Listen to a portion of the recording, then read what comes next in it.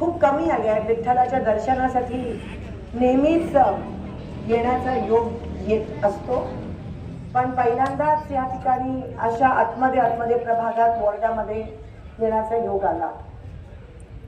तुमचा आशीर्वाद असला तर तुमची सेवा करण्याची नक्की संधी मिळेल.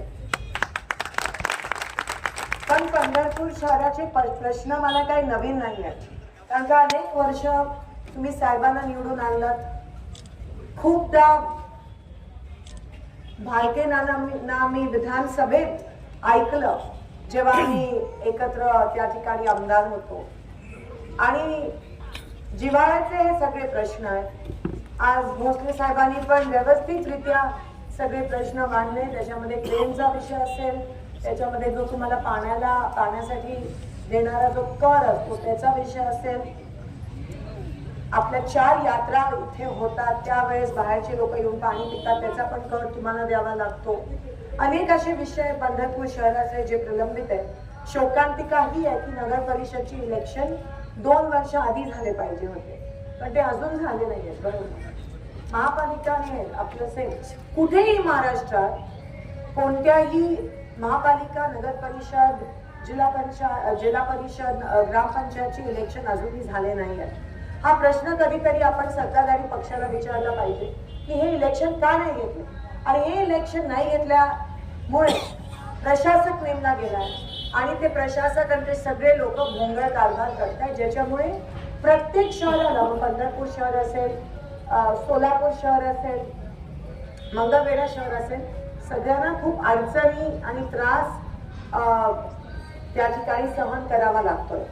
मागच्या 10 वर्ष बीजेपीचा खासदार सोलापुरात होते, 2 खासदार होते आणि विश्वासाने तुम्ही सगळ्यांनी त्यांना मतदान केलेलं. विश्वासाने 15 लाखाचा विश्वास होता, रोजगार मिळेल विश्वास होता, IT पार्क येईल विश्वास होता, महागाई कमी होईल विश्वास होता. साहजिक आहे, मी पण असती तर मी पण मतदान केलं असतं, पण माझ्या रक्तात काँग्रेस आहे, तर ते कितीही काय केलं असतं तरी मी त्यांना मतदान केलं नसतं. म्हणून तुम्ही त्यांना एकदा नाही 2दा मतदान केलं. 2014 मध्ये पण केलं. 15 लाख काही जमा झाले नाही तरी तुम्ही किती मोठ्या मनाचे ना की तुम्ही परत 2019ला त्यांना मतदान केलं. आणि आज 10 वर्ष झाले आणि ज्या लोकांच्या जीवावर त्यांनी मतदान घेतलं, ज्या लोकांच्या जीवावर ते सत्तेत आले, नेमकं त्याच लोकांकडे आता बीजेपीने पाठ फिरवल्या.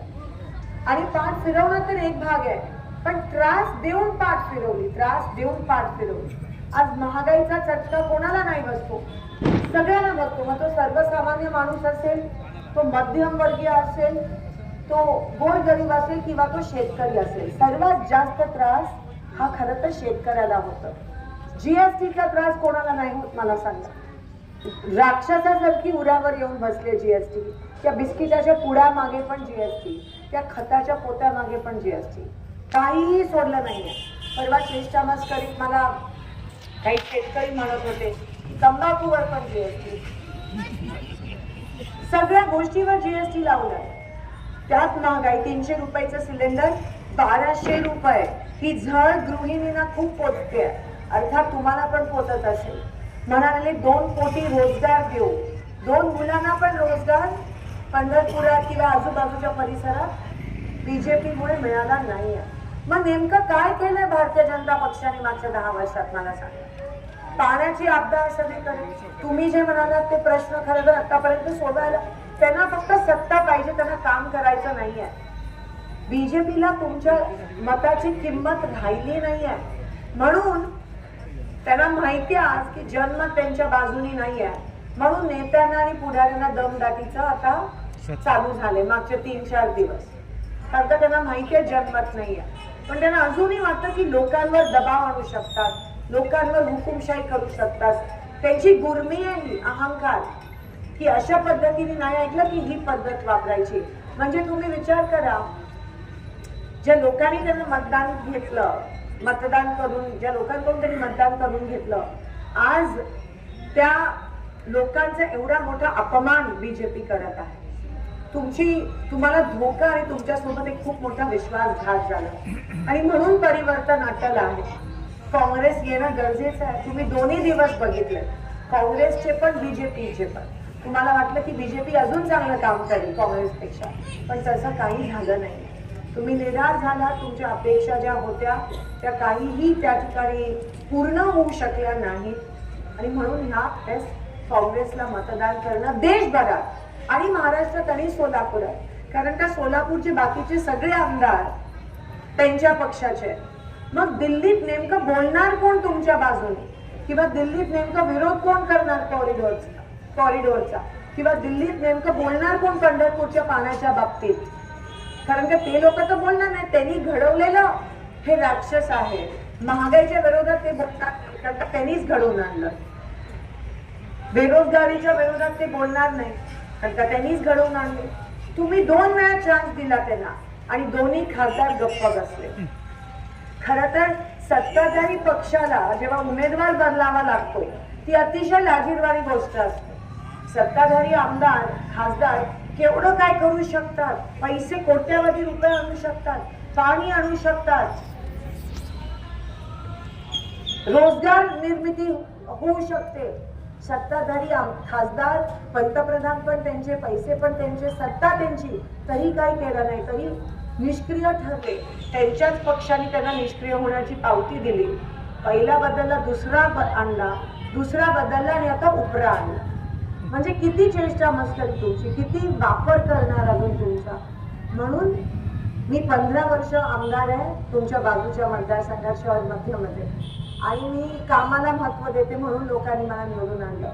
मी राजकारणात सत्तेसाठी किंवा टक्केवारीसाठी आली नाही, म्हणून मला माझ्यापासून तुम्हाला त्रास होणार नाही आणि मी ईडीपीडीला घाबरत नाही, म्हणून की बिनधास्त बोलणार त्यांच्या विरोधात जर तुम्हाला तुमच्यावर अन्याय होत असेल तर.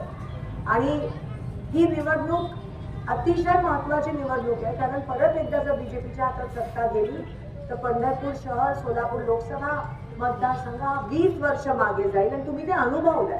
का स्वतःच्या पायावर कुऱ्हाड मारून घेण्याची परिस्थिती आणताय. 10-20 वर्ष मागे जाईल हा पूर्ण तालुका, हे पूर्ण शहर, आणि मग खूप उशीर होईल, मग कोणी पुढे आणू शकणार नाही. आता जेव्हा सगळं तुमच्या हातात असताना लोकशाहीची ताकद काय ते दाखवून देण्याची गरज आहे. आपल्या पुढच्या पिढीसाठी हे करणं गरजेचं आहे. आपल्या मुलांसाठी, शेतकऱ्यांसाठी, महिलांसाठी, शहरासाठी, पंढरपुरासाठी, आपल्या विठ्ठलासाठी, सर्व धर्म समभावासाठी आणि लोकशाही वाचवण्यासाठी हे करणं गरजेचं आहे. तुम्ही बघता की समोरचा उमेदवार जो आहे ते कामाचं कधीच बोलत नाहीये. काय काम केलं, काय काम करणार आहे ते बोलत नाहीये. स्पेसिफिक बोलत नाही. आम्ही एवढे 4000 कोटीचे रस्ते वगैरे कुठे दिसत आहेत, पण कोणाला दिसत आहेत ते रस्ते. आम्ही एवढ्या जणांना पाणी दिलं, कोणाला दिसत आहे. आम्ही एवढ्या जणांना नोकरी दिली, ते दिसतच नाही. ऑन पेपर नाहीच आहे ते फक्त त्यांची परंपरा आहे. खोटं बोलतात, रेटून बोलतात, वरपासून खालपर्यंत. आणि तुम्ही बघितलं का 2-3 दिवसात कोण कोण आलेलं, ते फक्त खोटंच बोलणे आणि जाती धर्मात तेढ निर्माण करणं, तेवढेच त्यांचे असे कमकुवत विचार आहेत. म्हणून काँग्रेस गरजेची आहे. एक देश असू दे ते आले. मी काल ज्यांचा उल्लेख करत होती ते